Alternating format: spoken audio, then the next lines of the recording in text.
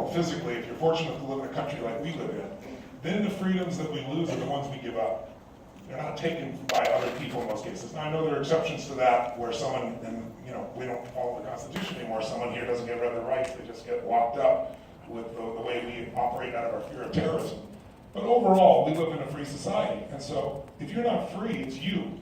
It's not the society. And I know that there are institutions and there is conditioning, and I know there's cultural elements. I mean, when you look around at Black Lives Matter and you see the division that people have between police and Black Lives Matter, and we all know Black Lives Matter is not saying that white lives don't matter. It's saying these people matter. We have not paid attention. They've been abused. They've been taken advantage of for decades.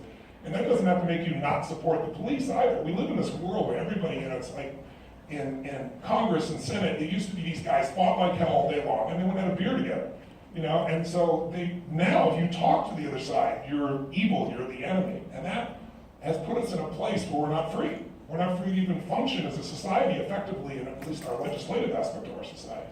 So I look and say, what gives us freedom? What changes us is decisions. I believe it's our decisions, not our conditions, that shape our life. Because we can't control the conditions, but we can control what it means to us, what we do with it, how we apply it. And so there's 3 decisions you're making right now as we speak. And then my purpose in being here is my spiritual mission, if you will, not religious, but spiritual mission, is to see if we couldn't create a hell of a lot more joy in your life leaving here tonight, not just for tonight because you enjoyed a film, but maybe something that be a decision you'd make that change your life. So let me start with 3 decisions you're making right now, and you test and see if it's true.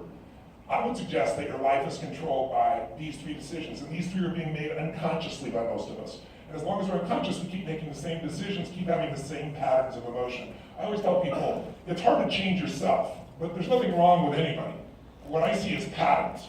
And as long as you're judging someone, you can't influence them. I don't judge anybody here, no matter how intense it may be, and there's some crazy stuff that shows up in these events.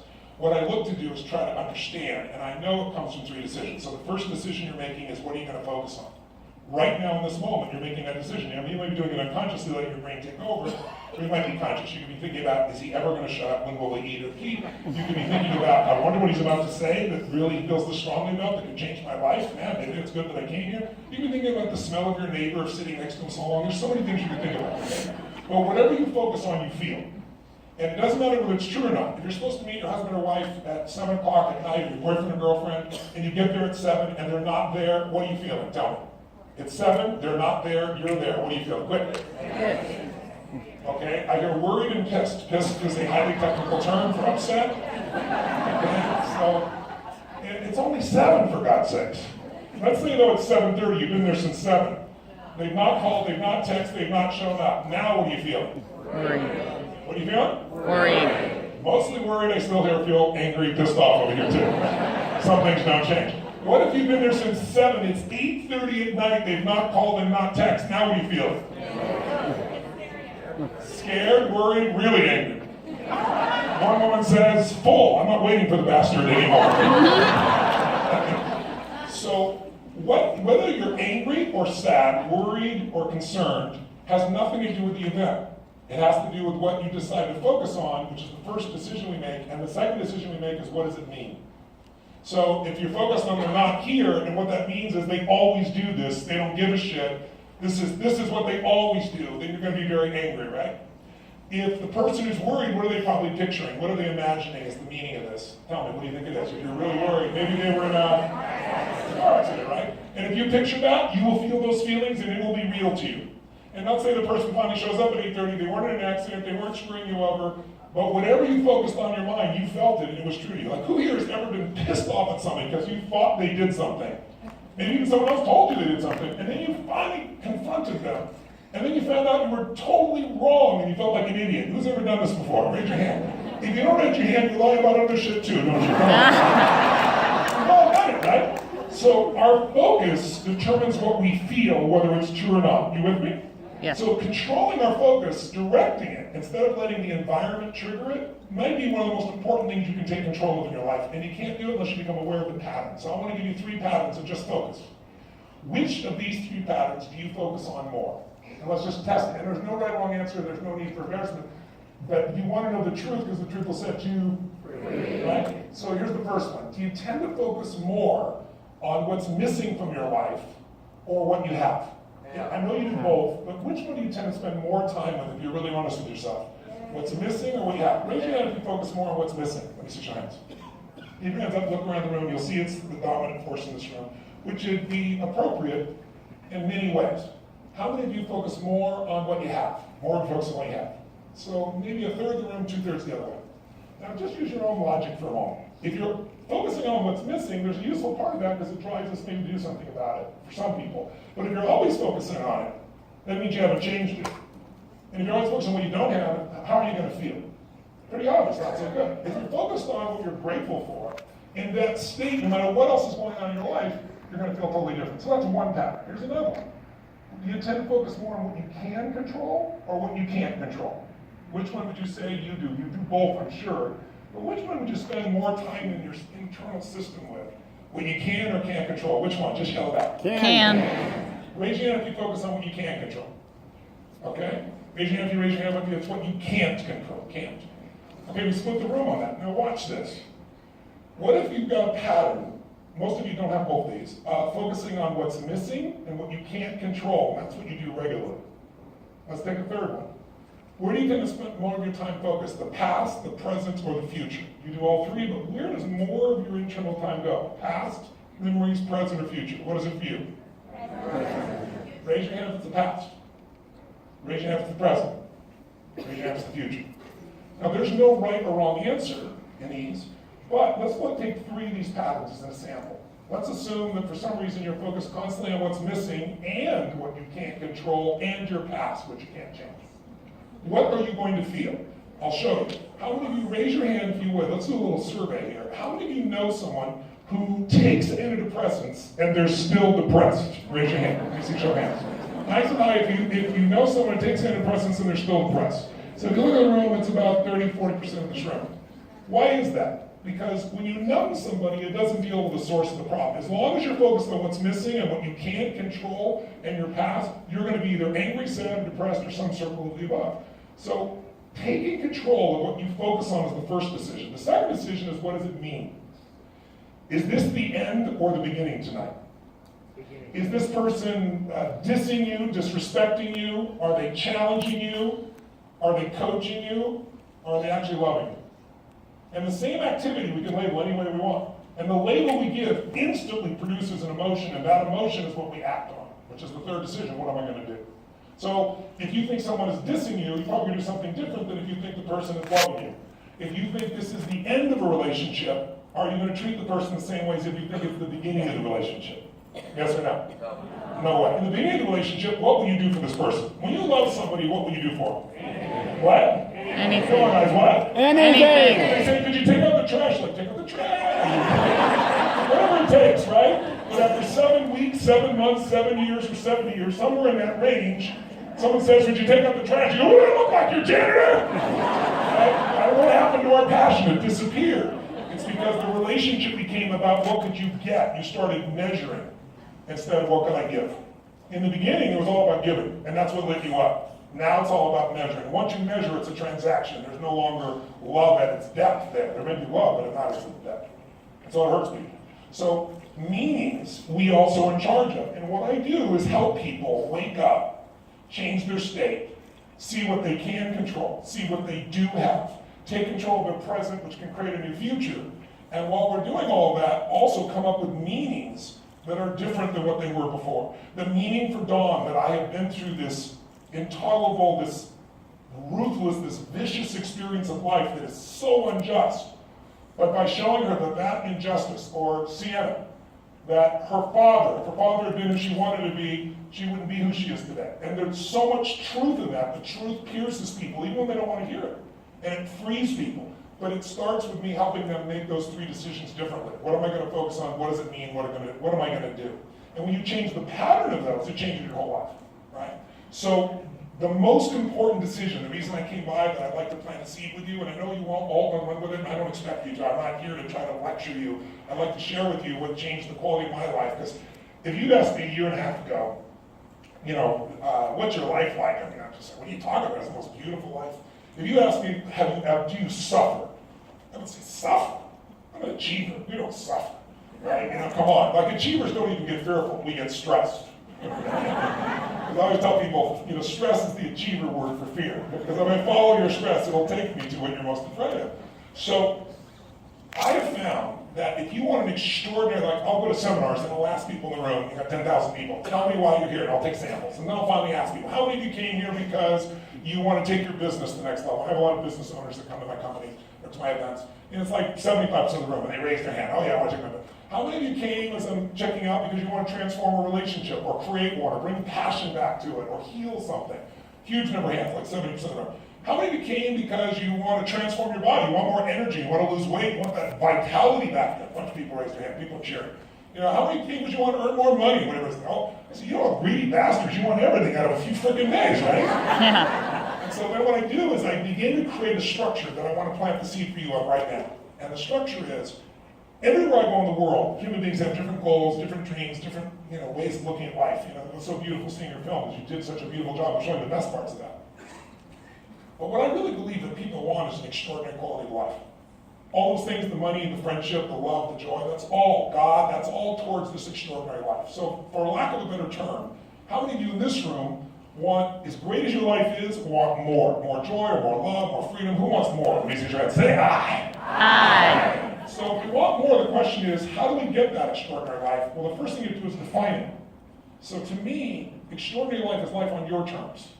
Not mine, not Joe's, not Mike's, not yours. What is it that's going to light you up? And for some people, that is a beautiful garden. For some people, it's $1 billion business. For somebody else, it's prayer and connection with God. Someone else writes poetry.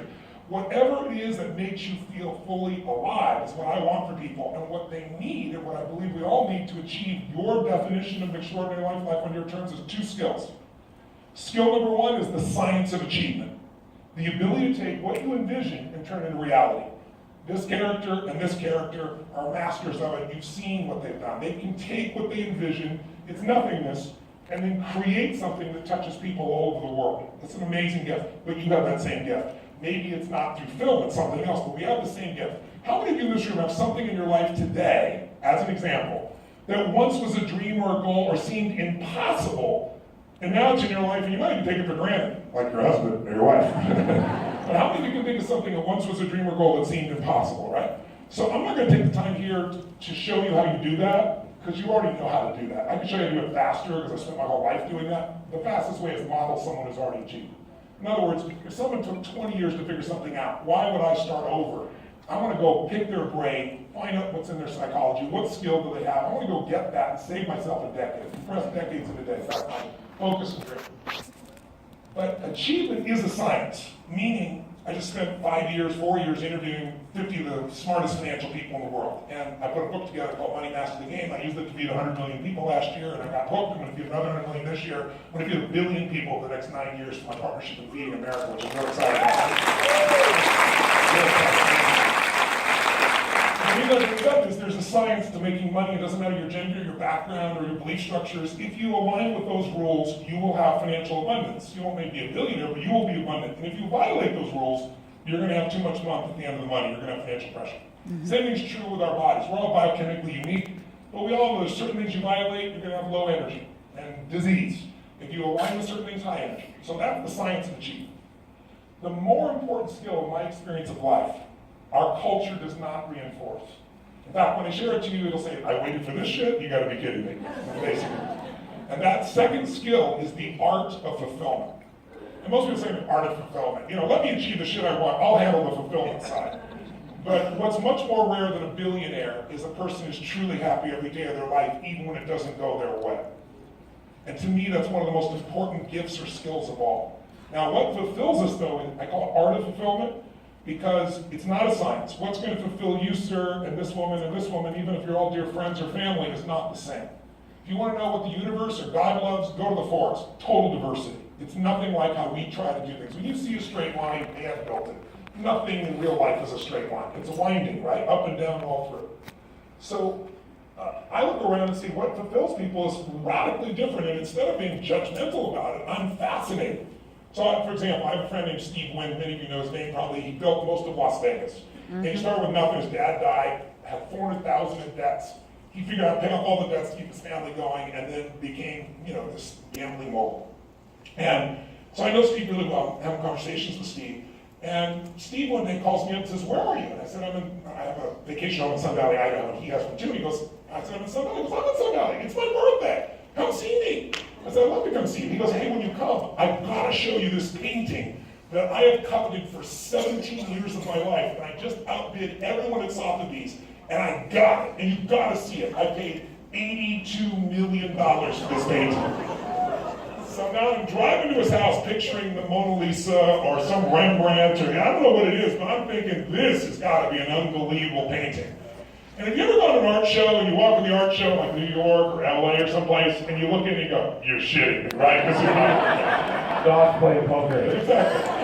I go into his house, he goes, check it out! And it's a big red and orange square. Now, if you know the art world, it's called a Rothko. And it's worth $82 million. I looked at it and I said, Steve, give me some paint, 15 minutes, $100, I can do this shit, I promise you. He didn't like saying that. But here's what I got. He goes, but you don't understand, you don't know the man's story. He committed suicide. I said, that better be his blood for $82 million. Come on, right? But the reason I tell the story is, I got him laughing, but I really do respect him because I can't find $100 of value in that. I'm unsophisticated. The brush strokes, he knows so much of that. So what's going to fulfill you is different than other people. But you must be fulfilled because success without fulfillment is the ultimate failure. Amen. How many of you have ever achieved what you wanted, then your brain went, is this all there is? Let me see your hands. It's worse than failing, because most of us in this room, when we fail, we just step back up and do it again and figure away, right? But if you succeed and you're miserable, now you're what I call technically screwed. So I'll give you the most perfect example of this. And the reason I want to share this with you. 2 years ago, we lost what I consider, and you probably do too as my guess, a national treasure. And that treasure was a man, Robin Williams. How many of you in this room, don't raise your hand if you liked Robin Williams. Please only raise your hand if you had a love for this man, even though you didn't know him personally. How many of you loved Robin Williams? Let me see your hands. Keep your hands up nice and high. Look around the room. Like 98% of the room, only 2% assholes in this room that hate Robin Williams. You people can just leave, okay? But the bottom line is, here's a man, was he a master of the science of achievement? Was he good at taking the invisible, making it visible, yes or no? Yeah. I mean, here's a guy who said, I'm gonna come to Hollywood like 8 billion other people. I mean, most of them never lived their dream. And he said, I'm gonna make the world laugh. I'm gonna have my own TV show. Everybody laughed at him. He got the show. Some of you are ancient enough to remember Mark and Mindy. And then he said, I want the #1 show, and he did it. Then he said, I want to have a magnificent family, and he did it. Then he said, I want to make more money than I can spend, and he did it. Then he said, I want to make movies because I'm not fulfilled by this other stuff, and he did it. Then he said, I want to make movies and win an Oscar for not being funny, his primary skill, and he did it. He wanted to make the whole world laugh, and he did it. And he hung himself in his own home. Think about that. Leaving, this year I've been traveling around the world as I always do. I was in Beijing, I was in Tokyo, I've been in Sydney, Australia, I've been in Rio, I've been all over the world. Everywhere this year I've asked people, how many of you love Robin Williams? I get the same response here, everywhere on earth. Hundreds of millions of people loved him. And he killed himself. And forget us, how about he left his wife and his children scarred for life? And he was a good man. Why? Because he suffered his whole life. Because success will not end your suffering. Money will not end your suffering. Finding the evil outside yourself, the people you think have screwed you over, will not end your suffering. Only you can end your suffering. And it can be done in a moment. And it can be done forever.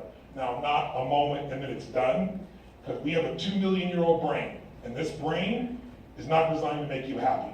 This brain is designed to make you survive.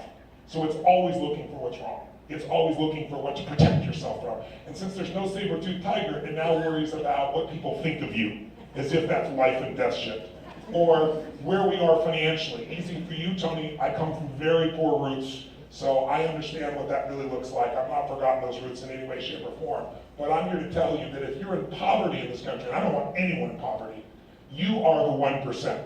When we hear all these discussions about the people in New York were saying, we're 99% are assholes, they were the assholes.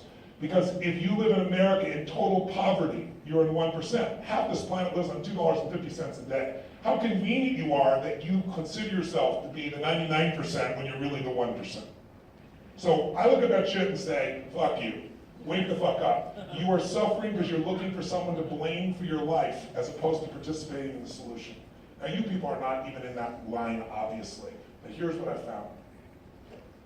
The human mind suffers, and I would never call it that before because it's inconsistent with my identity, but I suffered. As great as my life was, 4 unbelievable children, the most incredible wife, mission, all that stuff, but I wouldn't call it suffering, I'd call it pissed off. I call it frustrated. I call it overwhelmed by stress. I talk about no time, worry, concern. Who can relate to these forms of suffering here? Who suffers out there? Let me see your hand and say hi. But I would have said to you, what are you talking about? That's part of life. Most of my life is so beautiful.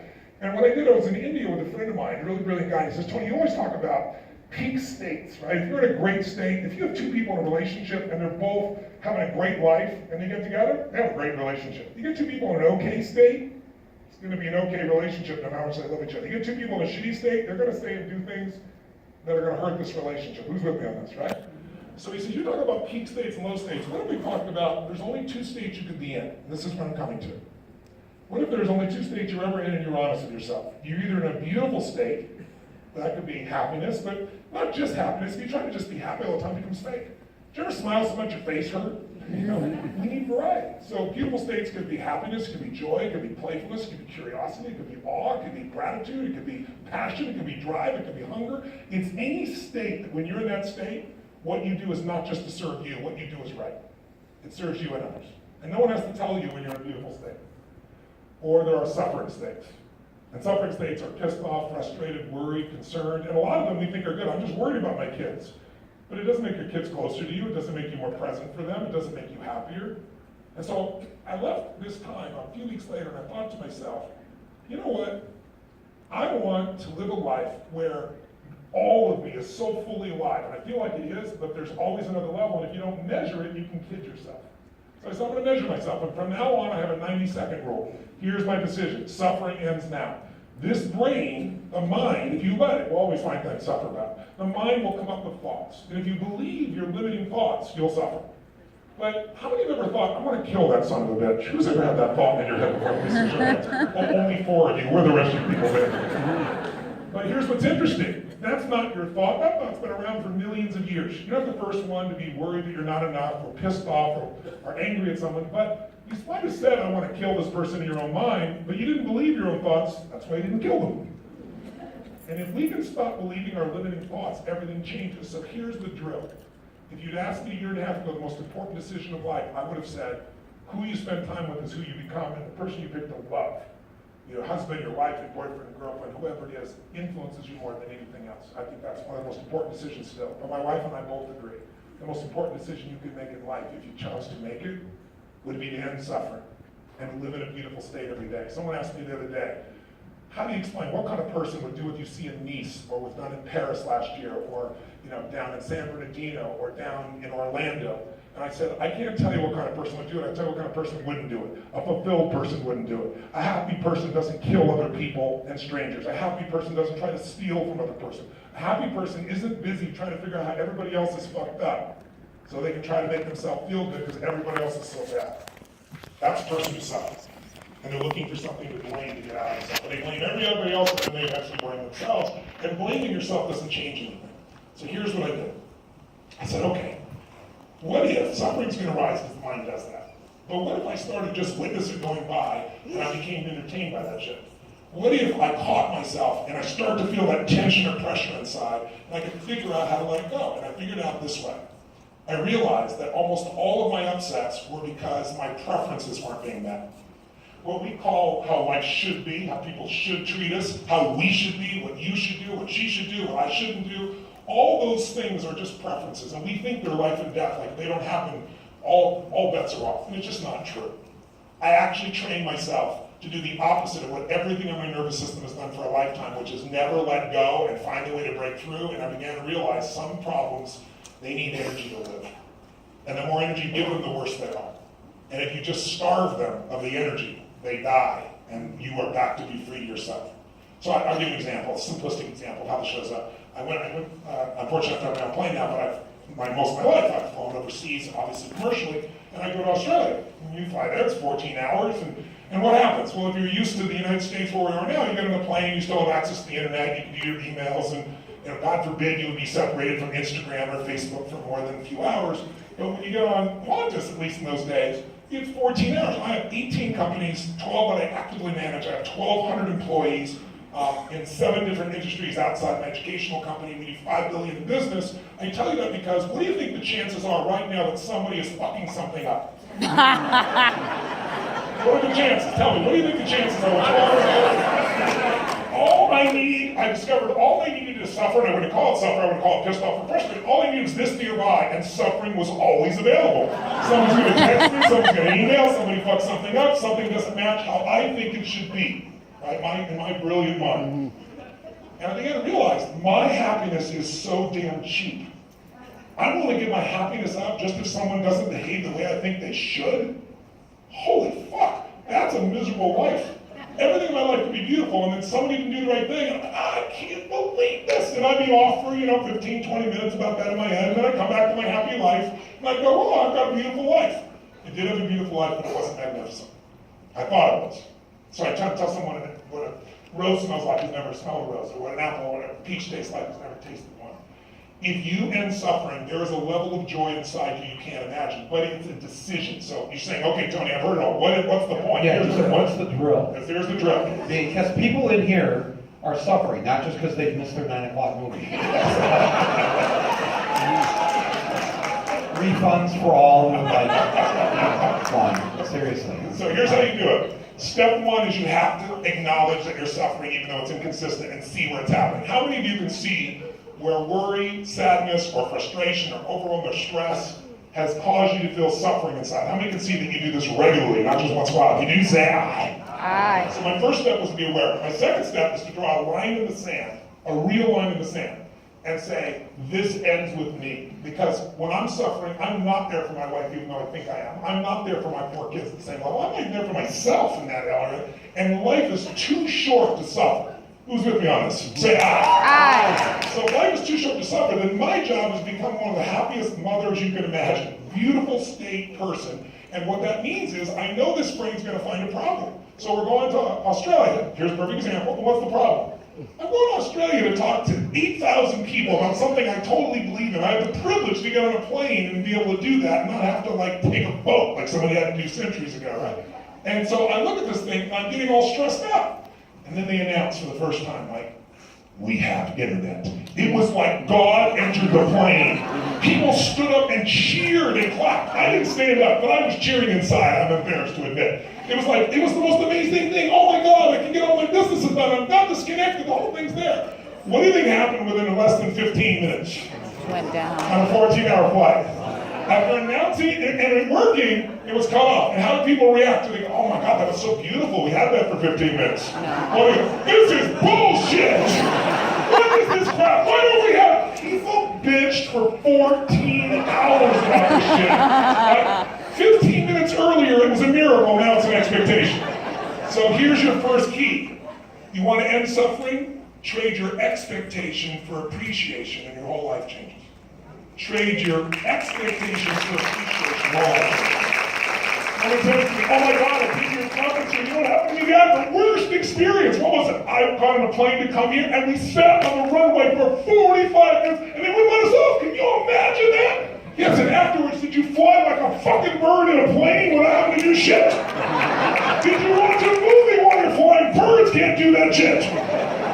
We just forget. So step 1, you decide tonight, suffering ends with me, that I am in charge of it. I am 100% responsible for my experience of life. No one else can heal that but me. Not fucking Tony Robbins, maybe Mike, but probably not even Mike.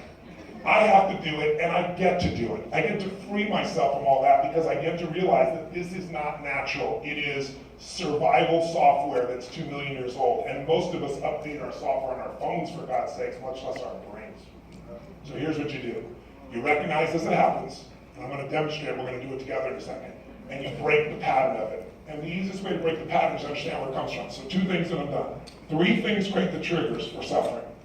Loss, less, never. Those are the 3 words. Loss, less, never. If you start to believe, Mike, that because Tony Robbins did something, or you did something, or I failed to do, or you failed to do, or someone else failed to do something, that you have less love, or less impact, or less joy, or less time with your family, or less anything, or because you did this, or because I did this, or you didn't do that, or I didn't do that, or the government didn't do it, I have lost something, my love, my joy, my happiness, my time, or the worst one is, lost less, never. Because you did this, I did this, we didn't do this, I'll never have this again. The mind will convince you of the craziest bullshit. We can use thoughts and make ourselves miserable or full of joy. Who's with me on this? Say aye. Aye. So what we have to do is wake the fuck up. And the way we wake up is the minute you feel that tension coming in, you go, oh, look at that. I have the illusion of loss. I have the illusion I have less of something. I have the illusion that I'm never going to have it.